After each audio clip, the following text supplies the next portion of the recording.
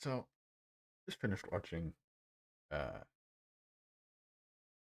Veritasium video, the one that just released about um there's something faster than light, right? Well, quantum mechanics is incredibly confusing. But my main question is, right? They say that there's this paradox where if there's observer A and then there's observer B, right? So this guy sends a message to B and then B responds to A, right? So this would be instant. So this is faster than light. That means that this observer might see the order of events as B sends this message before A even sends this message. And I see this described as a massive paradox.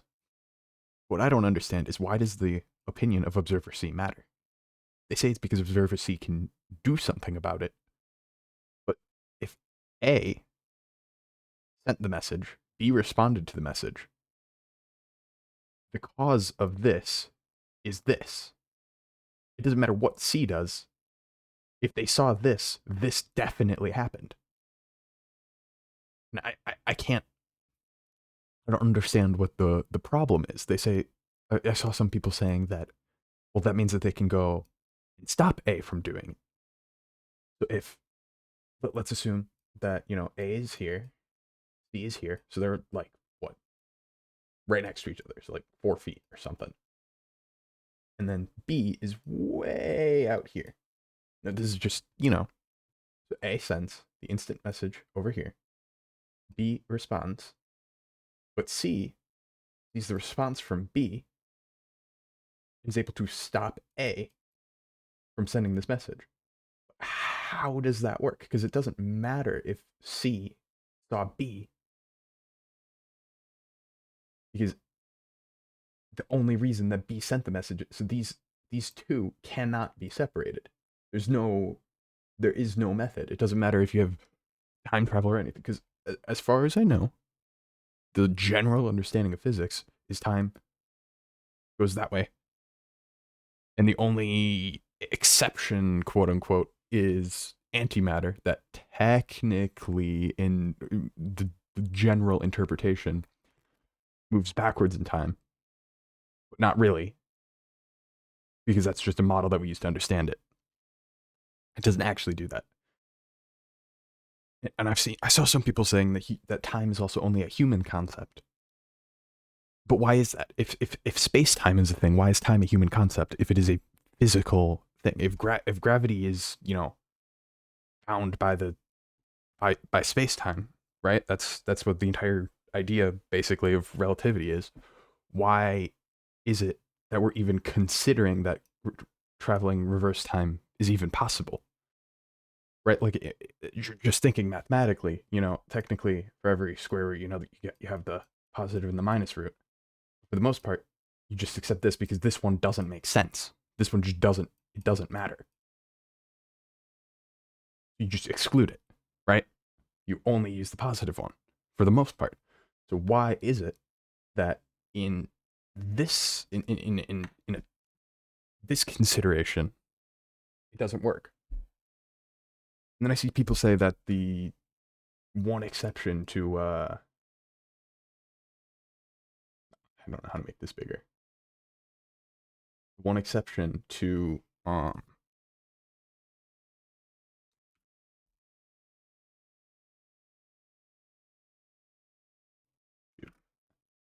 one exception to where was I? Oh yeah, the one exception is using one of those the one exception to faster than light is you have little shit right here. This is your spacecraft. And then what you do is you have, I believe you would need some type of negative mass so that the space-time are sort of does this. You're in a bubble, right? So effectively space is moving this way. You aren't violating it because it's space-time that's moving. So why is it space-time? Well, technically this is allowed in terms of space time, but observer A sending a message to observer B, and then observer B sending a message to observer. Why does this observer's point of view matter? Right. I guess as a thought experiment, right? You turn on the news and you see that a house burnt down, and then you turn on a different news channel, right? So you turn on news channel 2. Let's say you turn on news channel 2, and you see that a house burnt down, right? So you see the house burnt down, and then you watch this first, right? So as time goes on, you're watching that, and you change the channel to news channel 1, where they're showing, you know, kid playing with a lighter, right? But just because you saw this second doesn't mean that this didn't cause this, right? Because clearly the kid playing with the lighter caused the house to burn down. Not the house that burned down. Just because you see this, you can't go and find the kid and tell him to stop playing with the lighter, because this definitely happened. It doesn't matter. It doesn't even matter if you never observe this. This happened because of this. I feel like I'm missing something key here, because I understand a lot of these people are way smarter than me. But what am I missing? What am I missing? I don't understand.